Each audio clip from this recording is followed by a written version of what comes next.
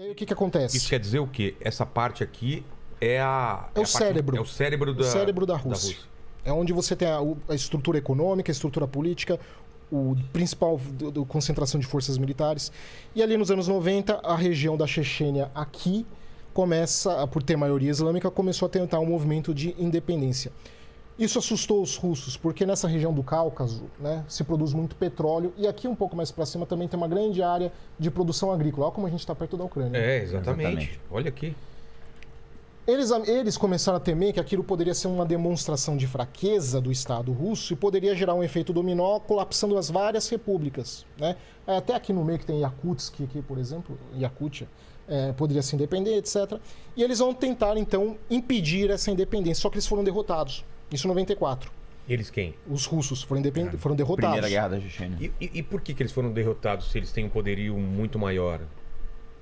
Primeiro, porque eles estavam desmoralizados. Segundo, que eles não estavam organizados. Estava aquela coisa de confusão dos anos 90, não sabia quem mandava em mais. Uma transição meio caótica que Exato. eles fizeram. A liderança estava complicada também, tudo. E terceiro, o plano checheno era trazer os russos para o campo urbano. Em Grozny, que nem era uma cidade tão grande, era uma cidade de aproximadamente uns 50 para 100 mil habitantes. E por que isso é complicado? Pra gente que não entende muito de tática, de guerra, Aí de guerrilha, comandante por que trazer para uma cidade, para um grande centro é complicado para quem está querendo vencer uma guerra? Porque você tem uma dificuldade muito grande para avançar, principalmente você não tem saída, né? Ou você parte para tomar casa a casa, ou você bombardeia tudo, vira escombros, e escombros são boas posições defensivas. Tem esse lado aí. Só que o que os russos fizeram em Grozny na Segunda Guerra da Chechnya, né? Que é essa que o Putin venceu, foi em 99. Eles evacuaram a população civil, que eu acho que é mais ou menos o que eles querem fazer na Ucrânia, né? Você criar um corredor humanitário e tirar as populações de Kiev, de Kharkiv, e depois partir para cima com o exército, porque aí você tem condições efetivas de fazer isso tudo. Inclusive na Ucrânia agora, eles evitaram entrar nas grandes cidades. Eles não entraram ainda em Kharkov, não entraram em Kiev. Eles poderiam já ter entrado, então? Poderia, mas o negócio, combate urbano é um pesadelo. Com exceção de Kherson, que fica aqui no sul da Ucrânia, tá? Aqui? Kherson e Maritopol, acho que é o nome. Eles não entraram. Só nessas duas eles entraram, né? Porque são mais estratégicas também, porque a partir de Kherson você controla o rio Dnipro. O rio Dnipro corta mais ou menos a Ucrânia no meio, né? Inclusive, a gente tem, por enquanto, é que nem o comandante estava falando, a gente não tem muita certeza também qual é o planejamento russo. A gente estima, né, que, na verdade, a operação não seria focada para tomar a Ucrânia toda, mas tomar metade. Exatamente. O Dnipro, ele cruza a Ucrânia quase na diagonal, né, professor? Então você corta no meio. Tem um rio aqui? É um rio aqui, mais ou menos isso aqui, ó. Isso aqui. Mais ou menos assim. A grosso modo. Passa aqui em Kiev. Inclusive, ele divide Kiev até. Isso. Então, mas só finalizando essa coisa do combate em uma grande cidade, ela se estende durante mais tempo, né? É um pesadelo. É um pesadelo? É um pesadelo total. Cada buraquinho que você vê, cada janela, é um potencial, pode ser um potencial lugar sniper, um potencial... de lança-granada, de tudo. O teatro urbano é o maior desafio que a gente tem. Os Estados Unidos, no Iraque, sofreram em Fallujah. E a gente está falando de que ali na operação dos Estados Unidos, eu vou chutar os números, mas é mais ou menos isso, era mais ou menos 50 mil fuzileiros, não, acho que é uns 20 mil fuzileiros americanos contra uns 2, 3 mil militantes. E com o melhor apoio aéreo do mundo, né? Os americanos muito mais tinham o melhor apoio aéreo do muito mundo. mais equipado. E sofreram. O teatro urbano ele é tão difícil que dá a possibilidade de grupos menores, mais mal equipados, mais mal treinados, conseguirem enfrentar um exército muito superior. E a guerra urbana tem uma característica especial, né? Você precisa de pequenas unidades. Você, por exemplo, você não consegue desdobrar, é difícil você desdobrar um batalhão numa cidade e ter coordenação com ele. Como é que você vai coordenar? Os caras estão avançando no meio disso, você não consegue. Então, é a guerra das pequenas frações, do grupo de combate, no máximo do pelotão, é a guerra do tenente e do sargento. Essa aqui é a verdade.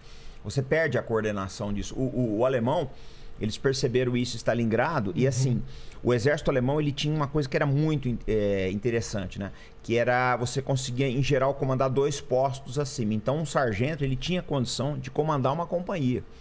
Você vê tenente comandando o batalhão lá em Stalingrado, porque morreu o major, morreu o coronel, a coisa foi descendo até chegar no tenente. O sargento conseguia comandar uma companhia. É muito difícil você coordenar, porque, por exemplo, vamos pegar esse estúdio aqui. Vai, que é uma coisa assim, você tem vários obstáculos, né? O sujeito que está atrás daquela pilastra, é difícil a sua comunicação com ele. Você chegar e falar, fulano, avança, até você não vai conseguir isso daí. Então é a guerra Se fosse um campo aberto, se fosse uma... Exatamente. E tem um outro problema também. Às vezes acontece muito disso. Você avançou 50, 100 metros do terreno. Tem uma galeria de esgoto que você não sabe, que passa embaixo, o inimigo vem E te e pega rasteja por por trás. por trás. Nossa. Então é um pesadelo, né? Sem falar os dispositivos explosivos improvisados. Exatamente. Você pega o ursinho de pelúcia, coloca a bomba dentro, o soldado vai pegar, ou Explode. pisa em cima e explode. É um pesadelo. O grande desafio do século XXI provavelmente vai ser isso. Porque, comparado com os outros séculos também, a gente não tinha o fenômeno das megacidades. Exatamente. Era menos urbanizado, né? A gente vivia Sim, no campo. Grozny, que nem eu falei, é de 50 para 100 mil habitantes. Você imagina Kiev, que tem 2 milhões e 900 mil. É um pesadelo total. Daí eu acho que nem o comandante falou, eles devem estar puxando, deixando os civis saírem, porque aí eles vão bombardear mesmo e Você acha que eles vão destruir mesmo a cidade? Deixar-os em ruínas? Kiev? Eu não quero especular porque acontece Porque o seguinte... isso eu acho que teria uma reação muito negativa com a população russa também, Mas né? será que Total. conta? Hã? Esse é que é o tem problema. essa, né? Ó, quer ver um negócio? Eu acho assim, né? Aí vocês botam o contraponto. Eu acho que são 3 guerras que estão se travando ali. Você tem a guerra do campo militar, que as chances da Rússia são boas, vamos ser sinceros. As chances da Rússia ganhar são boas. Isso Você é um tem ponto que eu queria discutir também, porque tá todo mundo dizendo que a Ucrânia que tá bem Eu não acho. resistindo Se e a você- Rússia tá cada vez mais... Se você vai pela mídia, É. parece até que daqui a pouco as forças ucranianas estão ocupando Moscou. É. Então, E não é nada disso. não é isso? Não, porque a Ucrânia já não tem mobilidade nenhuma. Quando você não tem mobilidade, você pode até não perder uma guerra, mas você não ganha. Como é que você vai ganhar parado? O que é mobilidade numa guerra? A se logística. mexer. É, A logística, não o tem transporte mais? de pessoas está muito reduzida gigantescamente. É. O que leva a uma coisa que é um crime de guerra, que eles estão utilizando veículos civis. Eles quem? Os Os, russos? os ucranianos. Os ucranianos? Qual que é o problema de você utilizar veículo civil? Os russos vão ver os veículos civis, vão meter bala, só que não sabe se é um soldado ou uma pessoa civil usando. Exatamente. É claro que os russos também estão cometendo crimes de guerra. O que eu quero dizer, só para deixar bastante claro, tá, Vilela? A gente está apontando que não tem santo aqui. Os dois lados Não, estão cometendo A Rússia invadiu as um país atrocidades. soberano, a gente não tem dúvida disso. Entendeu? Então, assim, não é um lado certo. Geopolítica não lida com certo e errado. Geopolítica lida com ação e reação e precedente. Essa que é a questão. Que daí a gente tentar... a gente, como se eu fosse líder da OTAN, né? É. Mas, enfim, daí os líderes estarem focados e tentar diminuir as tensões e pensando também no pós-Ucrânia, pós-conflito na Ucrânia. Que também, os cenários também são igualmente muito ruins. Também. Mas é isso que eu estava falando, professor. Você quer ver um negócio? São três frentes, na minha opinião. Você falou que são 3 guerras, né? que estão sendo Exatamente. lutadas. A primeira é a militar, que isso nós estamos discutindo aqui, as chances da Rússia, eu diria que são boas. Segunda, é uma frente midiática. Eu acho que essa Rússia vai perder de qualquer forma. Ganhando ou perdendo a guerra, ela já perdeu essa Ela guerra. vai perder a frente midiática por quê? Porque, na verdade, o pessoal apelou pra censura. Você tirar a RT Sputnik do ar, na minha opinião, é uma puta sacanagem. É censura isso daí. É que nem a da pandemia. Você não pode falar mal da vacina, você não pode falar mal Lá de não nada. não pode usar a palavra guerra, né? Então, meu amigo, peraí. Eu acho que a gente já chegou nesse ponto, já acabou toda e qualquer imparcialidade, já virou uma coisa de torcida, já virou uma coisa assim, eu diria até ditatorial.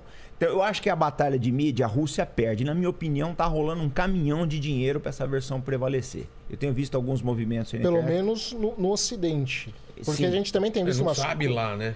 Não digo só na Rússia, eu digo em outros países até. Outro dia eu estava vendo uma repercussão muito negativa que teve em Bangladesh, por exemplo, que ela é muito dependente do trigo russo, mas gigantescamente dependente do trigo russo, e a Lituânia condicionou o envio de vacinas para Bangladesh em troca de Bangladesh fazer parte das sanções contra a Rússia. Tá assim. A Lituânia basicamente falou: você quer vacina ou você quer comida? Os jornais indianos e de Bangladesh, obviamente, exploraram isso e tacando ódio no Ocidente, não sei o que lá. Paquistão também tem tido uma posição. Aliás, é importante uma outra coisa que a gente tinha muito. Se o senhor quiser, aliás, continuar. Não, as três. Coloca isso aí, depois eu volto. Eu não perco. falta a Pode terceira falar. guerra. O bom eu falo assim, live boa é live caótica. É. Que é a questão também de como o governo Biden tem jogado para aproximar países que são historicamente rivais Essa é geopolíticos. Se você virasse para mim há 3, 4 anos atrás e falasse que Índia, China e Paquistão iam votar na mesma direção, eu não acreditaria. Eu também achei muito estranho isso. E foram. Não é estranho.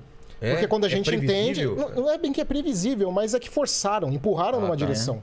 Fizeram tanta bobagem que você acabou aproximando adversários assim que são quase irreconciliáveis. Eu acho que foi uma loucura muito Mesmo grande. China e Rússia, né? Olha, a quem está em casa talvez não esteja dimensionando isso que o professor falou. Gente, Índia e Paquistão, que são dois adversários nucleares, estarem juntos na mesma posição. O Biden merecia, acho que todos os prêmios da idiotice do mundo de conseguir juntar esses dois, gente. Uma coisa de louco. É impensável. O senhor que se debruça sobre o assunto, sabe? Acho que se você falasse isso há 3 anos atrás com um aluno seu, eu ia achar que você está maluco. É claro que ainda estamos longe, mas muito longe de um bloco eurasiano muito longe. Mas já é surpreendente. Se eu fosse um estrategista de Washington, alguns também têm falado isso, pelo que eu tenho estão preocupados com isso, porque isso é novo. O gato não subiu no telhado, mas já está no muro. Mas é uma percepção. Os Estados Unidos, durante toda a Guerra Fria, fizeram de tudo para evitar essa formação desse bloco eurasiano.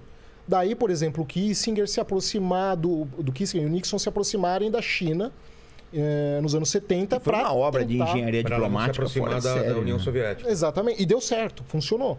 Mas hoje em dia o Biden está conseguindo desfazer toda uma doutrina norte-americana de evitar a formação de um grande bloco eurasiano.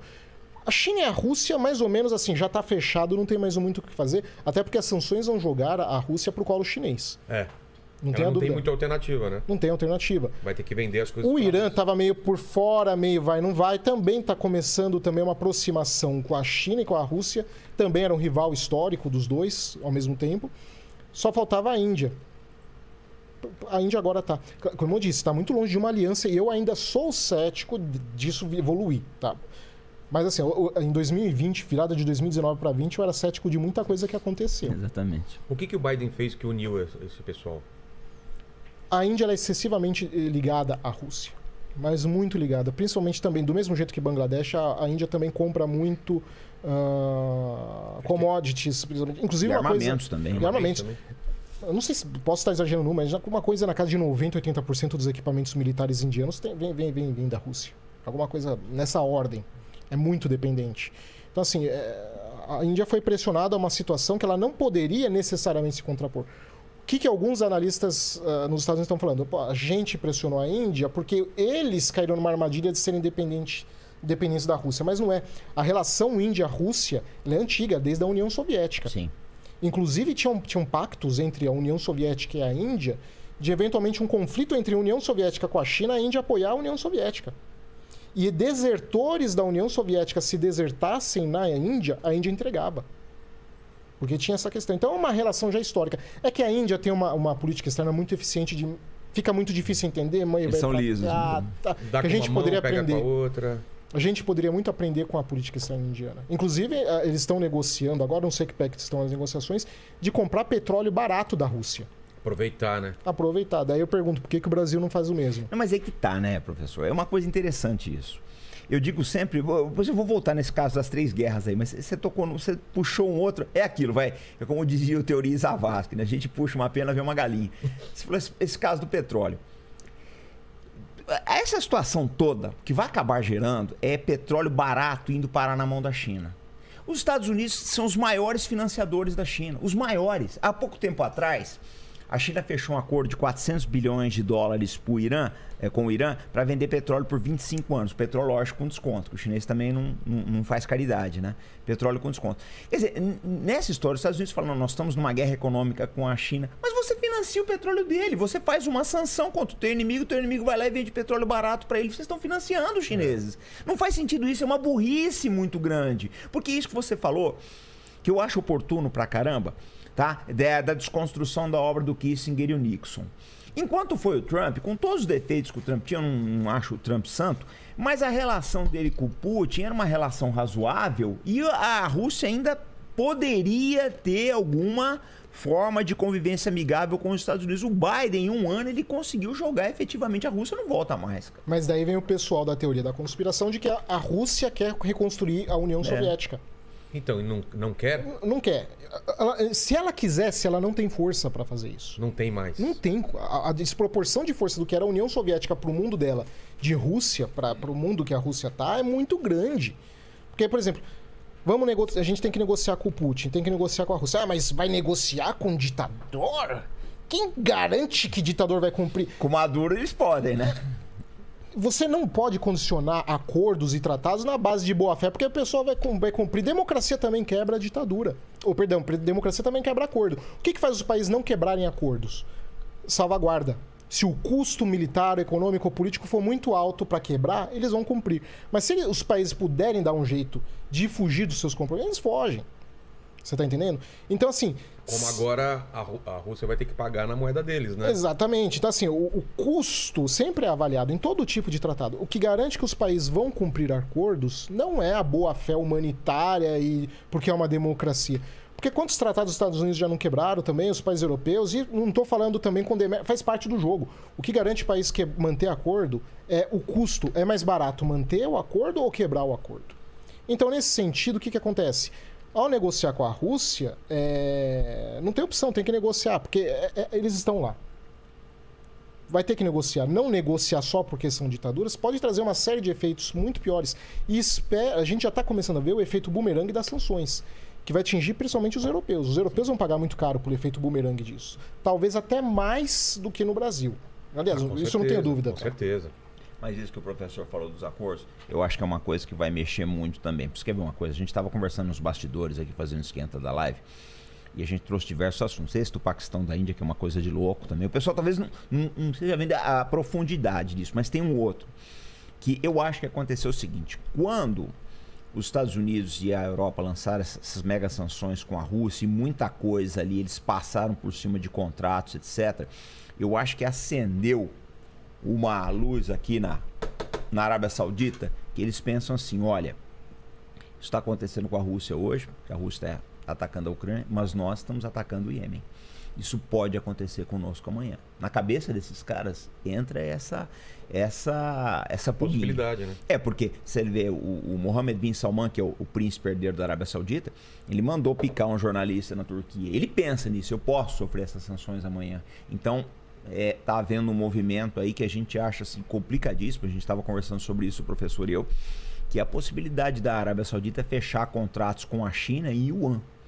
Se isso acontecer, gente, já é um novo mundo. Até porque os Estados Unidos, ao tentarem negociar também com o Irã, para tirarem as sanções, como também para diminuir a questão do petróleo e gás russo, já acendeu um alerta na Arábia Saudita. Exatamente, também. É mais um. Mais um alerta. Já pensou, se os Estados Unidos se aproximam do Irã, a Arábia Saudita fica em pânico. Quebra o negócio. Sim, e eles também fizeram muita pressão em cima da questão Iêmen no fornecimento tanto de armamento como alguns suportes logísticos que as Forças Armadas Americanas fornecem ali no Mar Vermelho. É complicado, gente. Eu acho que os Estados Unidos, eles têm, na minha opinião, é um leque de demandas muito grande, está difícil atender tudo. Porque o que acontece? Você pega, por exemplo, a Arábia Saudita, ela tem os objetivos dela. O ataque da Arábia Saudita no Iêmen, que é cruel, é tudo que vocês podem pensar. Mas atende questões de segurança deles. Eu não vou dizer se é certo ou se é errado. Não estamos aqui para julgar os países. Mas são problemas de segurança que eles têm. Que o Washington vê de outra forma. Não, é questão de direitos humanos, etc. Sim, meu amigo, direitos humanos. Só que você tem uma milícia xiita ali que é apoiada pelo Irã. E que tem tecnologia, tem expertise para atacar postos de petróleo e gasodutos e oleodutos na Arábia Saudita. E os Estados Unidos não estão vendo isso. Então a gente cai na questão que ele falou, da questão da segurança da Arábia Saudita. Então talvez esses contratos que eles querem fechar com os chineses não sejam apenas um problema econômico, mas também a busca de segurança. Né? Até porque também, ainda que a Arábia Saudita seja um aliado de relativa confiança dos Estados Unidos, vai lembrar que ela tem uma gravidade geopolítica própria. Sim. Ela não é lacaia. Ela não quer ser lacaia. Nem sempre as agendas batem, né? Exatamente. Ela tem um pensamento, uma estrutura de pensamento geopolítico, geoestratégico na região do Oriente Médio por conta própria também. Então é muito mais complicado. Só que historicamente os Estados Unidos sempre foram muito eficientes também em jogar nessa de rivais entre si. Mas não tinham tantos atores, né, professor? Também. Agora tá complicado. Ainda mais nos últimos anos que, desde a administração Obama para cá, ela foi uma administração que sempre tentou antagonizar todos. Uma relação muito hostil com muitos atores ao mesmo tempo. Eu queria falar mais dos Estados Unidos, só então primeiro completar a terceira guerra que a Rússia tá lutando e depois falar se a gente consegue fazer um exercício aí de se o Trump tivesse aqui ou se o Trump voltar, o que vai acontecer e voltar lá para trás, que foi colocado aqui na outra live sobre a guerra, o que foi quando o Clinton, né, ele voltou a avançar a OTAN aqui, se isso tá tendo reflexo agora. Qual que é a terceira guerra que eu... Olha, a terceira guerra tem exatamente com isso que eu vou falar agora. Você já notou que nós já falamos de tantos países e a gente está falando menos da Ucrânia? Porque a questão, o Vilela, é tão grande que mexe com o mundo inteiro.